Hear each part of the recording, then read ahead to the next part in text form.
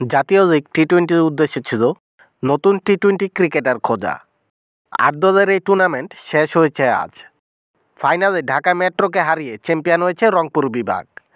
Tournament শেষে তাই স্বাভাবিকভাবে প্রশ্ন জাগে, এই টুর্নামেন্টের উদ্দেশ্য কতটা সফল হয়েছে?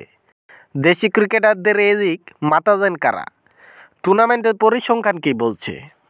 পরিসংখ্যানে তাকালে সর্বোচ্চ রান সংগ্রাহকের তালিকায় সবার আগে নামটা দেখা যায় মোহাম্মদ নাইমের। ফাইনালে হারলেও 10 ম্যাচে তিনি করেছেন 316 রান। নাইম জাতীয় লিগ টি-20-তে ঢাকা মেট্রোকে ফাইনালে ওঠাতে বড় ভূমিকা রেখেছেন ব্যাট হাতে। এছাড়া এই তালিকায় শীর্ষে 5-এ আছেন জিসান আলম, হাবিবুর রহমান ও আজিজুল হাকিমের মতো তরুণ ক্রিকেটার। আছেন অভিজ্ঞ নুরুল হাসান সোহানও। 33 বছর বয়সী আলাউদ্দিন বাবু টুর্নামেন্টের সর্বোচ্চ উইকেট সংগ্রাহক। ফাইনালেও তিনি নিয়েছেন 3 উইকেট।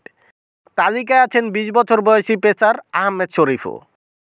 13 উইকেট নিয়ে তালিকায় আছেন আরেক পেসার আবু হায়দার। তিনি হয়েছেন সিরিজ সেরা। বোলারদের শীর্ষ 5-এ আছেন রাকিবুল ও আলিস ইসলামের মতো স্পিনাররা।